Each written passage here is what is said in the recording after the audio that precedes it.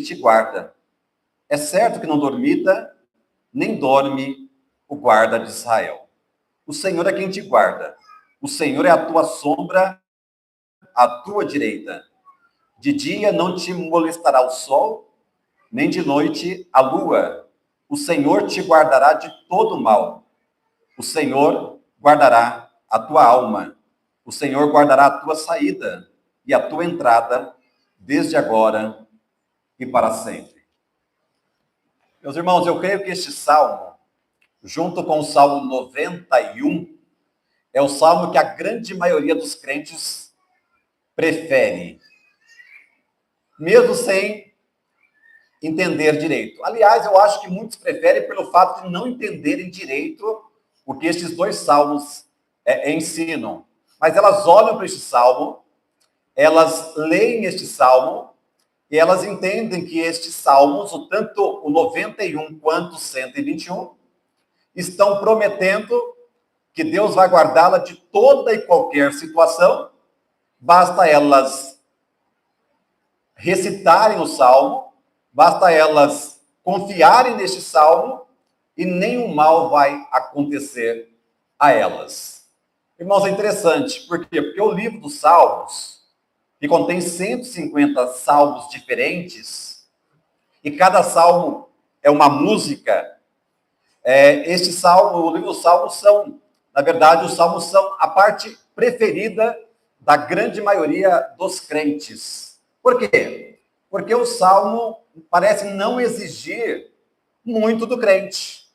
A pessoa lê o salmo, a pessoa se sente consolada pelo salmo, há muitas promessas dos salmos, e elas pegam um grande carinho, um grande amor, um grande gosto pelo livro dos Salmos. O Salmo 91 dispensa comentário, né? Ele é até famoso. Ele é famoso por quê? Porque há muitos lugares que você chega, a Bíblia está aberta no Salmo 91, muitas vezes as páginas até amareladas. Por quê? Porque as pessoas pensam que pelo simples fato delas deixarem a Bíblia aberta no Salmo 91, mal nenhum vai acontecer na sua casa, na sua família. O que habita no esconderijo do Altíssimo e a sombra do Onipotente, diz o Senhor, e vai indo, e vai indo, e vai indo, e vai indo. E as pessoas, elas acreditam, até mesmo quem não tem compromisso com Deus, que aquele salmo vai protegê-la de todo mal e de todo perigo. Mas não é só o Salmo 91. O Salmo 121 também. O Salmo 121 também, as pessoas olham para ele, gostam dele, porque acreditam que independente do que elas fizerem, independente do sentimento que elas têm para com Deus, elas serão protegidas por Deus em toda e qualquer situação. Mas será, irmãos, será que este salmo está ensinando que, independente da vida que uma pessoa leva, essa pessoa será protegida em qualquer situação? Será que é isso que o salmo está dizendo? Será que quando o salmista escreveu este salmo, ele estava entendendo que o cuidado de Deus, este cuidado especial de Deus, se aplica a todas as pessoas, independente se essas pessoas têm um compromisso verdadeiro com Deus ou não? Dito isso, irmãos, eu quero dizer que de vez em quando eu me pego pensando em lugares por onde passei, na maioria das vezes com a família que Deus me deu, e tenho vários tipos de lembranças. Lugares têm o poder de despertar lembranças em nós, e em mim talvez mais ainda.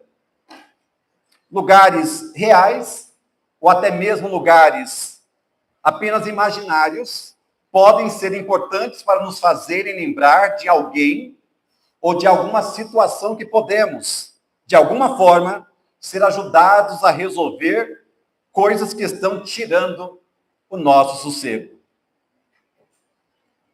Meus irmãos, boa parte dos 150 salmos que temos em nossa Bíblia são resultado de situações em que o escritor, em algum momento difícil da sua vida, colocou-se diante de Deus, ora confessando seus pecados e clamando por perdão, ora reclamando de perseguições e dores, pedindo socorro. Então, se você for pegar o livro dos Salmos e começar a lê-los, você vai perceber que é muito comum o salmista, em algum momento difícil da sua vida, falando com Deus, pedindo perdão pelos seus pecados, clamando ou reclamando até mesmo pelas dificuldades que estão passando, pelas perseguições. E em todos eles, irmãos, em todos estes salmos, sem nenhuma exceção, sua pedra de escape é Deus, o único capaz de condoer-se de nós, principalmente quando nos colocamos humildemente diante de sua santa presença. E eu vou dizer uma coisa que é óbvia, mas como eu tenho dito ultimamente, o óbvio também precisa ser dito, precisa ser repetido. Deus só tem compromisso com aqueles que têm compromisso com Ele. Só tem compromisso com aqueles que têm compromisso com Ele. O que isso não quer dizer? Isso não quer dizer que Deus não abençoe todas as pessoas. Aliás, irmãos, nós ouvimos há poucos dias que Deus manda o seu sol e a sua chuva sobre justos e injustos, sobre pessoas boas e pessoas más. Essa chuva que neste exato momento está preocupando muita gente, está abençoando mais gente ainda, mesmo pessoas que não estão nem aí para aquilo que Deus pensa, para aquilo que Deus quer.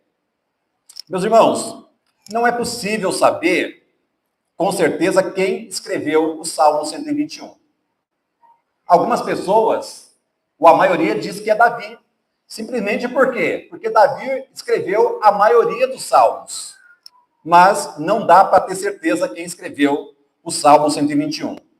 Nem mesmo o que motivou a sua escrita. Mas, independentemente disso, o que temos diante dos nossos olhos são palavras inspiradas pelo Espírito Santo, as quais nos ajudarão a enxergar nelas o cuidado de Deus em tempo integral. Mas aí que está. Deus cuida integralmente de quem? Deus cuida integralmente de que tipo de pessoa? E que tipo de cuidado Deus dispensa sobre a vida dessas pessoas? O que nós sabemos que, à luz desse salmo, nós aprendemos que Deus cuida integralmente, ou seja, Deus tem o seu cuidado integral. Nós vemos aqui. Agora a questão é, que cuidado é esse? Deus cuida de quem? O que o salmista queria passar com este salmo? É claro, irmãos, que ele está contando aqui a experiência dele. Aliás, normalmente, os salmistas estão contando a sua experiência. Tanto é que a gente não pode pegar um salmo isolado, um versículo isolado, e aplicar aquilo ali a toda e qualquer pessoa, a toda e qualquer situação. Quer ver um versículo muito famoso do salmista? Fui moço e agora sou velho, porém jamais vi o justo desamparado, nem a sua descendência mendigar o pão. Essa não é uma verdade universal. Essa foi uma experiência do salmista e ele registrou isso. Então, normalmente, irmãos, os salmistas estão registrando a sua experiência. Isso não quer dizer que tudo que ele coloca só serve para ele, mas também não quer dizer que serve para todas as pessoas. Para todas as pessoas. Pode ter certeza. No Brasil, talvez não. Mas em muitos lugares, especialmente da Ásia e da África, há muitos justos, há muitas famílias de crentes verdadeiros que estão passando fome. Crentes fiéis estão passando fome. Então, este versículo do Salmo não se aplica, não é universal, não se aplica nem a todos os crentes, muito menos a todas as pessoas. Fui justo e já agora sou velho, porém jamais vi o justo desamparado. Fui moço e já agora sou velho, porém jamais vi o justo desamparado, nem a sua descendência mendigar o pão.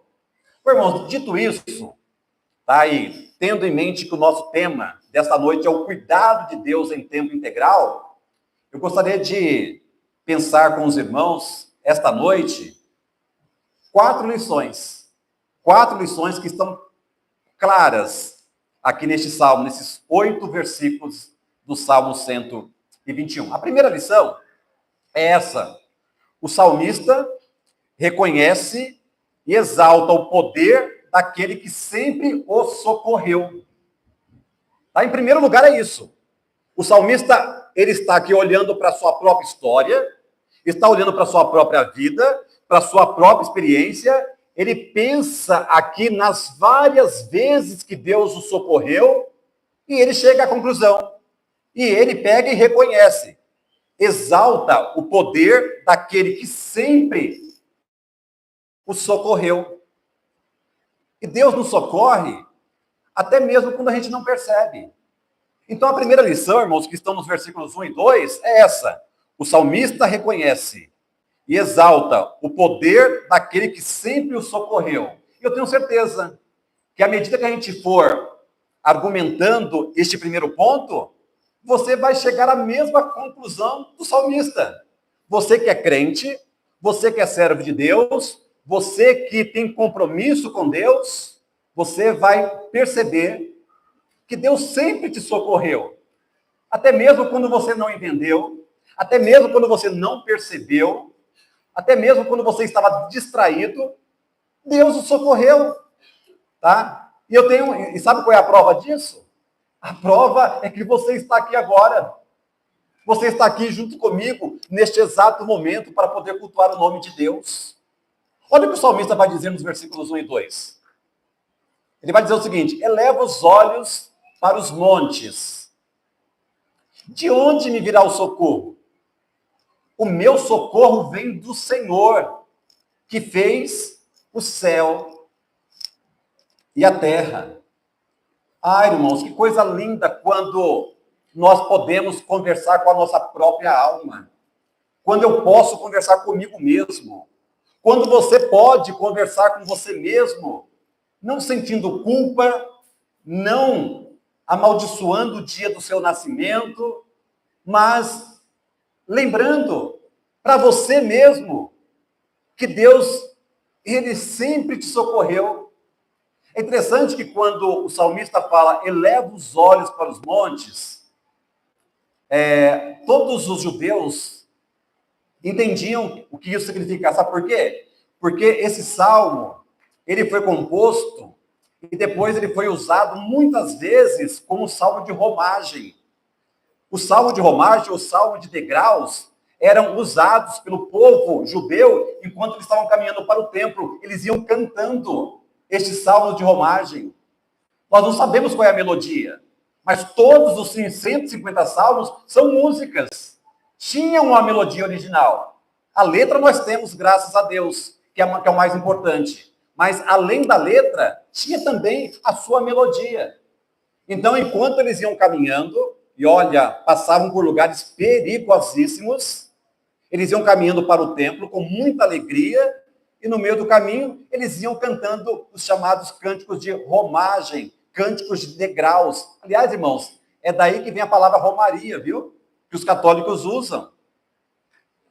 Romaria. Eles vão caminhando, infelizmente, vão caminhando para um lugar de adoração, não a Deus, mas a outros deuses, mas a palavra vem daí, romaria. Pessoas que vão caminhar um grupo. Aliás, a nossa igreja, eu sinto até saudade dessa época, mas a nossa igreja, há alguns bons anos atrás, nós fazíamos muitos cultos nos sábados à noite.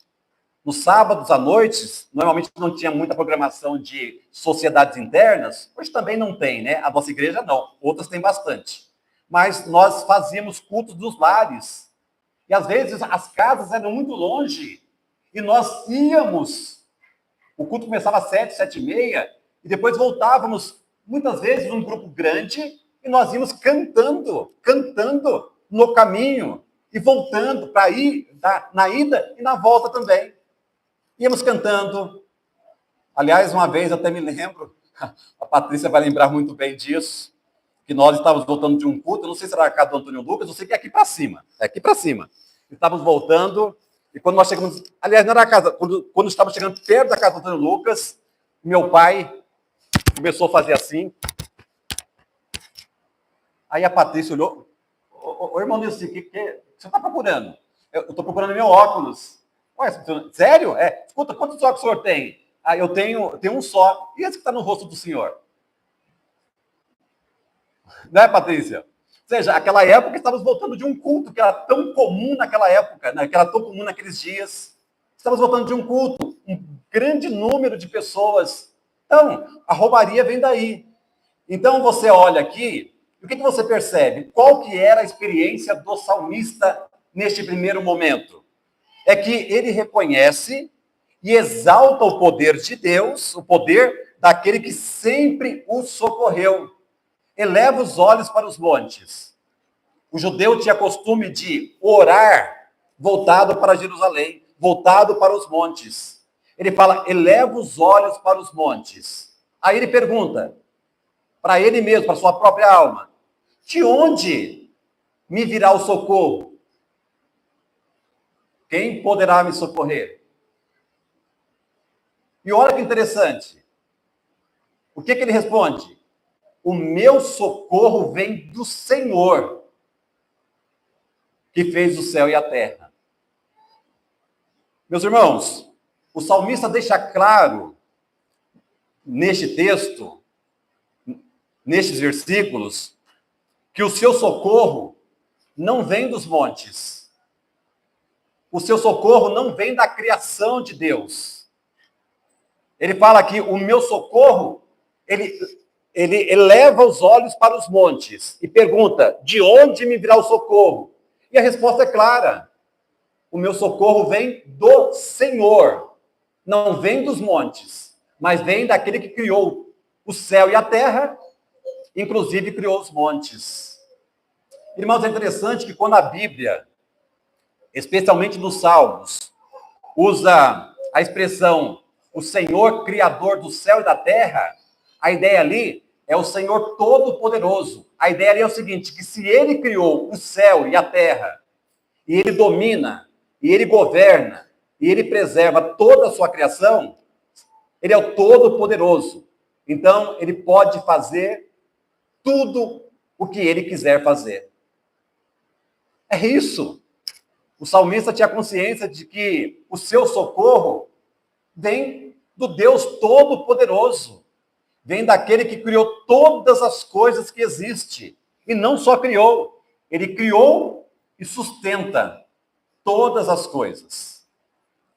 Foi lembrado aqui, pelo nosso irmão, durante sua oração, acerca da chuva. É Deus quem manda a chuva. É Deus quem manda o sol. É Deus quem manda o vento. É Deus quem governa sobre todas as coisas. É Deus. O socorro do salmista vem daquele que também criou os montes. Ou seja, o Criador ajuda a criatura. O Criador socorre a criatura. O Criador se relaciona com a sua criação. É um Deus presente. Não é um Deus que criou o mundo, deu corda e deixou as coisas acontecerem. Não, é um Deus que está conosco, é o Emanuel. É Cristo está conosco, se relaciona conosco, se importa conosco. Então a primeira coisa que a gente vê aqui, irmãos, é que o salmista reconhece e exalta o poder daquele que sempre o socorreu. Sempre o socorreu. E quanto a você? Você tem essa consciência de que assim como aconteceu com o salmista, Deus está te socorrendo também? Eu volto a dizer, o salmista está dizendo aqui acerca da sua experiência de servo de Deus, de alguém que se relaciona com Deus, de alguém que conversa com Deus, de alguém que é ouvido por Deus. Não é qualquer pessoa. E você? Você tem intimidade com Deus? Você clama a Deus? Você conversa com Deus? Você ouve a voz de Deus na palavra dele, através da palavra dele. Então eu espero que você também reconheça e que você exalte o poder daquele que sempre te socorreu. Mas você quem? Você que tem compromisso com Deus. Você que, assim como o salmista, é servo de Deus. Segunda lição importante que nós aprendemos aqui: o salmista reconhece e exalta o comprometimento daquele que nos socorre. Deus se compromete. Deus vem até nós. Deus se importa conosco. Então, por isso que, em segundo lugar, o salmista reconhece e exalta o comprometimento daquele que nos socorre. Versículos 3 e 4. Ele continua dizendo acerca desse Deus: Ele não permitirá que os teus pés vacilem. Não dormitará aquele que te guarda. É certo que não dormita, nem dorme o guarda de Israel. Você percebeu, irmãos, que no primeiro ponto, o salmista está usando a primeira pessoa do singular?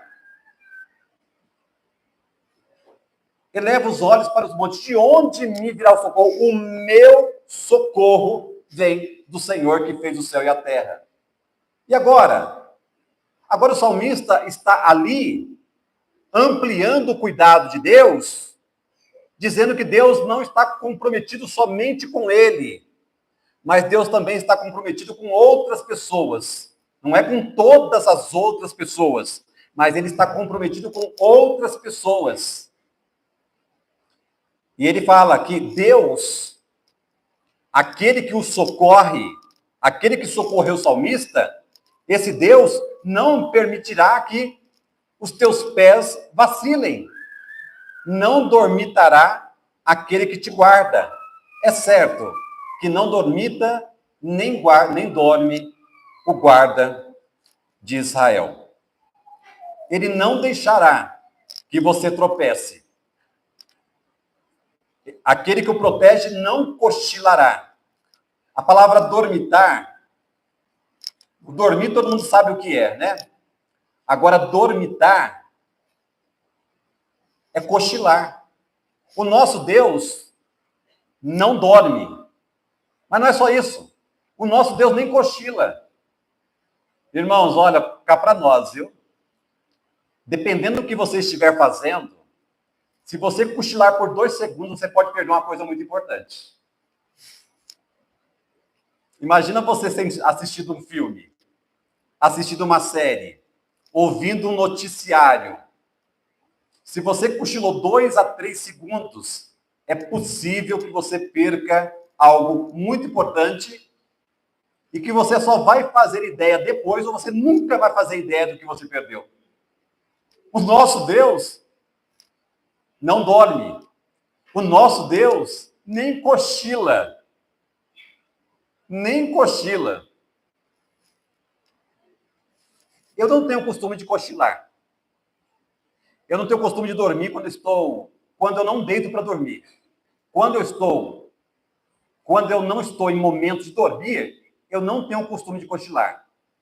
Eu acho que tem uns 3 meses, mais ou menos, eu, a Erika e a Samira estávamos juntos, na cama, à noite, não era hora de dormir ainda, e eu cochilei. E elas ficaram preocupadas comigo, porque eu nunca tinha cochilado. Eu não tenho costume de cochilar e muito menos dormir quando não é hora de dormir. E aquele dia eu cochilei. E eu não estava muito bem mesmo. E aí elas ficaram mais preocupadas ainda. Mas graças a Deus não era algo muito sério. Eu não queria cochilar. Por quê? Porque quando não é hora de dormir, eu não quero dormir. É igual criança, né? Filho, vai dormir, mas eu não quero dormir. Vai dormir, mas eu não quero dormir. Mas depois que dorme, para acordar, é difícil. É muito difícil. Meus irmãos, olha que segurança. Olha que segurança. Olha que notícia maravilhosa. Deus não permitirá que os nossos pés vacilem. Por quê? Porque aquele que nos guarda não dormitará. É certo, ou seja, você não precisa ter dúvida que não dormita nem dorme aquele que guarda Israel, aquele que guarda o seu povo. Deus está atento o tempo inteiro, em tempo integral, olhando para você, cuidando de você, não deixando que falte nada, que não falte nada daquilo que você está precisando. Confie nisso. Não duvide do amor de Deus. Não duvide do cuidado de Deus. Não duvide. Não duvide do poder de Deus em seu favor. Mas eu volto a dizer, não é para qualquer um. Não é para todas as pessoas. Se você tem o costume de pegar um salmo, uma promessa do salmo, e aplicar para toda e qualquer pessoa, pare com isso.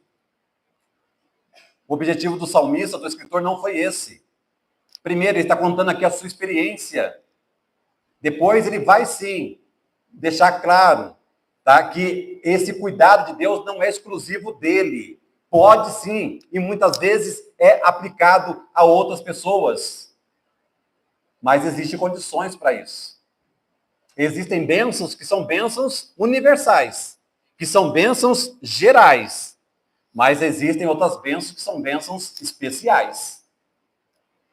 Então, se é especial, não é para toda pessoa. Não é.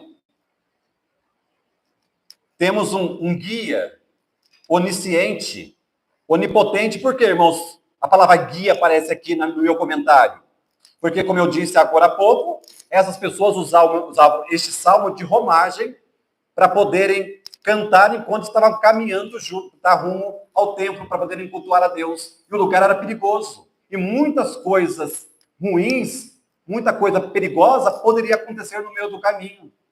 Então, nós temos um guia onisciente, onipotente, que nunca dorme e que nunca muda. O nosso Deus nunca muda. Por que ele nunca muda? Porque ele é perfeito. O que é perfeito não muda nem para melhor, porque não precisa, e nem para pior, porque é impossível que isso aconteça. Deus está sempre alerta para nos abençoar. Sempre alerta para nos abençoar. Irmãos, eu sei que dos que estão aqui, eu, a Geni, a Samere e a Érica somos os que moram mais perto. Estamos aqui dentro, né? Dessa igreja. Os outros todos vieram de algum lugar, alguns mais próximos, outros mais distantes. E mesmo nós aqui dentro, corremos algum risco. Quem mora mais longe, um risco maior. Alguns irmãos que estão aqui vieram de Tapicerica da Serra. Deus o protegeu. Deus protegeu essas pessoas. Deus protege a cada um de nós. Ele não permitirá que os teus pés vacilem, não dormitará aquele que te guarda. É certo que não dormita nem dorme o guarda de Israel. Então, irmãos, em primeiro lugar, nós vimos que o salmista reconhece e exalta o poder daquele que sempre o socorreu. Em segundo lugar, ele diz que o salmista reconhece, nós vemos que o salmista reconhece e exalta o comprometimento daquele que nos socorre. Ah, mas como é bom nós sabemos que alguém importante, alguém poderoso, alguém maravilhoso está comprometido conosco. Por quê? Porque também nós nos comprometemos com Ele.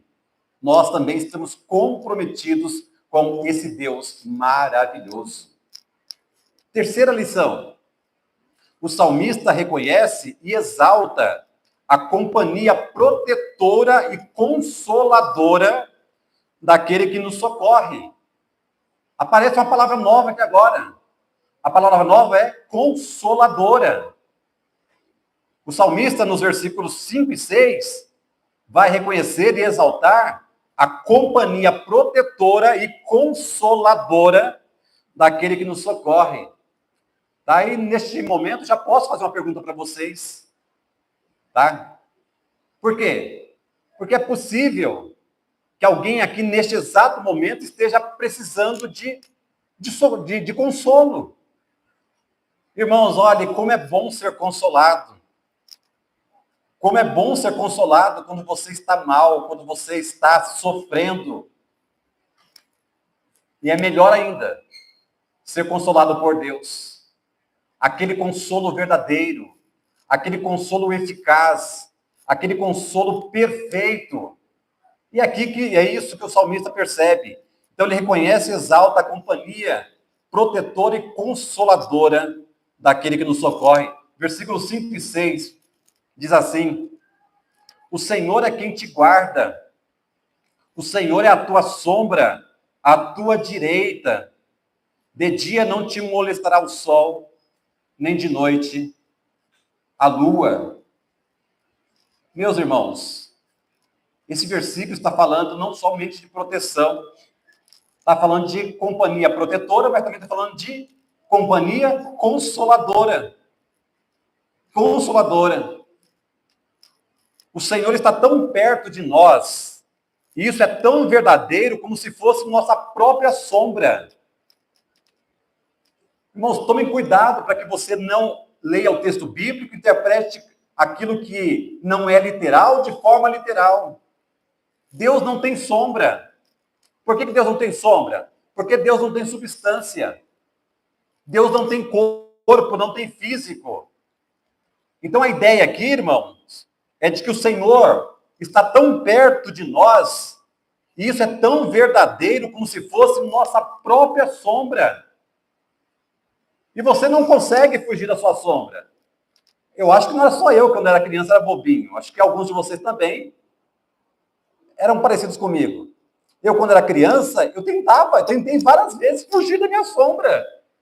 E onde eu ia, a minha sombra ia. Até quando eu fiquei um pouquinho esperto e percebi que era uma tentativa vã tentar fugir da minha sombra.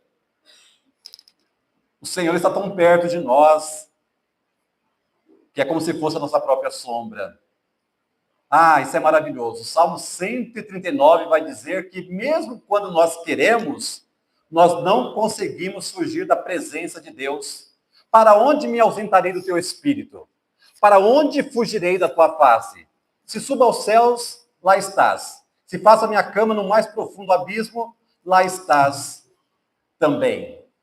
Não dá para fugir de Deus. Jonas, que não é o nosso Jonas, tentou fugir de Deus. Bobinho, né? Tentou fugir de Deus. Por quê? Porque ele não queria fazer aquilo que Deus queria que ele fizesse. Ah, irmãos, ele acabou fazendo. Ele tentou fugir de Deus. É impossível fugir de Deus. Aliás, se nós soubéssemos como que é importante estar sempre na presença de Deus, nós nunca cairíamos nessa armadilha de querer fugir de Deus. Aliás, muito antes de Jonas, um casal muito famoso tentou fugir de Deus, porque percebeu que havia pecado contra Deus. Adão e Eva tentaram se esconder de Deus. Não dá para esconder daquele que é onisciente, daquele que é onipresente. Os poderes mais altos, os quais estão todos sob o poder de Deus, são impedidos de prejudicar os crentes. Em algumas ocasiões, podem até mesmo serem forçados a abençoá-los. A palavra aqui, do sol e da lua, que estão todos sob o poder de Deus, porque foi Deus quem criou,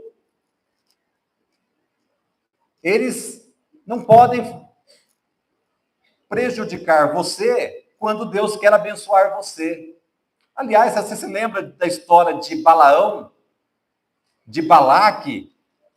Balaque contratou Balaão, profeta, para abençoar, para amaldiçoar o povo de Deus. E algumas vezes Balaão foi para amaldiçoar e não conseguiu amaldiçoar.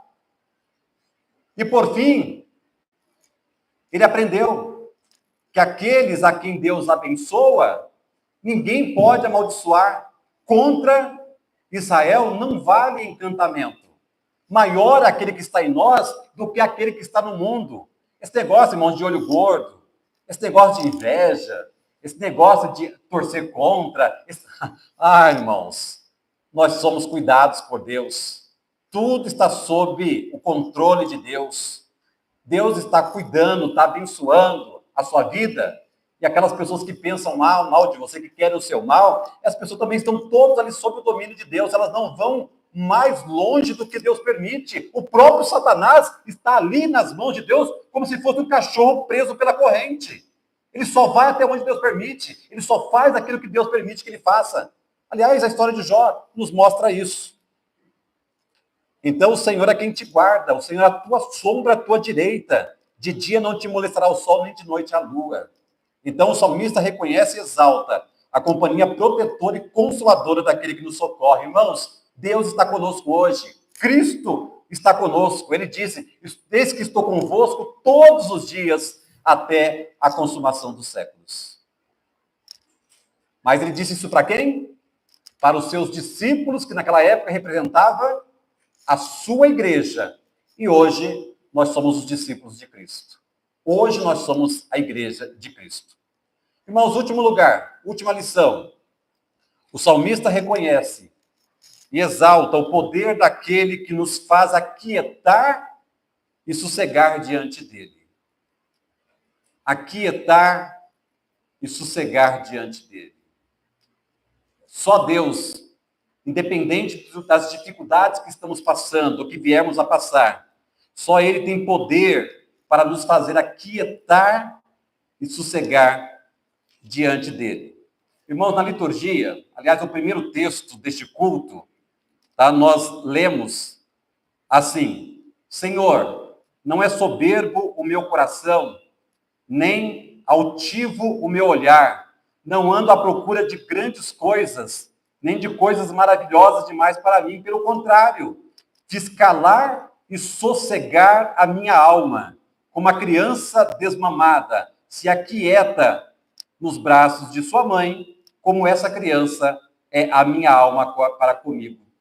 Ou seja, uma criança que acabou de ser alimentada, ela fica quieta, o normal é ela ficar quieta nos braços de sua mãe. Então, como a criança desmamada se aquieta nos braços de sua mãe, como essa criança é minha alma para comigo. Ou seja, o salmista está dizendo o seguinte: olha, Senhor, eu me aquieto nos teus braços, eu me aquieto diante da tua proteção. Então, a última lição é esta: o salmista reconhece e exalta o poder daquele que nos faz aquietar e sossegar diante dele. Versículos 7 e 8. O Senhor te guardará de todo o mal. Quem não quer ouvir isso, né? O Senhor te guardará de todo o mal. Mas este versículo não se aplica a todas as pessoas e também não quer dizer que você, que é servo de Deus, não vai passar por dificuldade.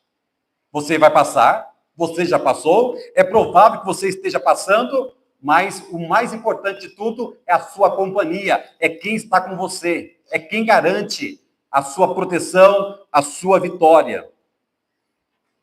O Senhor te guardará de todo mal, guardará a tua alma, o Senhor guardará a tua saída e a tua entrada desde agora e para sempre. A providência de Deus age em favor daqueles que estão sob o seu cuidado paterno. Deus só cuida especialmente, o cuidado especial de Deus é prometido àqueles que são filhos dele. E, biblicamente falando, só são filhos de Deus aqueles que receberam a Jesus Cristo como seu Senhor e seu Salvador. Só são filhos de Deus aqueles que foram adotados na família de Deus, tendo Jesus Cristo como seu irmão mais velho. O cuidado de Deus, irmãos, pode acreditar, é em tempo integral. Por quê? Porque o guarda de Israel, porque o nosso guarda, o nosso cuidador, o nosso sustentador, ele não dormita nem dorme. Imagina alguém que 24 horas por dia, claro, eu estou falando aqui no nosso conceito de tempo, não dele, alguém que por 24 horas por dia, sem perder um milésimo de segundo qualquer, está atento a você. 7 dias por semana. 28, 29, 30 ou 31 dias por mês. Deus está atento à minha vida há mais de 53 anos, sem perder um milésimo de segundo qualquer. E de você também. Creia nisso.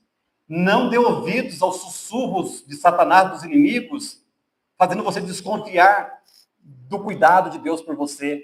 Se você tem compromisso com Deus, se você é servo de Deus, se você é filho de Deus, se você confessou Jesus Cristo como Senhor e Salvador da sua vida, Ele está cuidando de você em tempo integral. Mesmo que você, em alguns momentos, tenha dificuldade de perceber isso. Deus cuida dos seus filhos. Ele sempre cuidará, independentemente do seu sentimento, da sua percepção. Muitas vezes, irmãos, nós não vamos sentir, nós não vamos perceber o cuidado de Deus. Mas a Bíblia é verdadeira. O Senhor cuida de nós e cuida em tempo integral. Jesus Cristo está conosco todos os dias e estará conosco até a consumação do século. Nós somos habitados pelo Espírito Santo. Onde quer que nós formos, independente de onde estivermos, nós estamos ali sendo cuidados pelo nosso Deus. Que o Senhor te abençoe.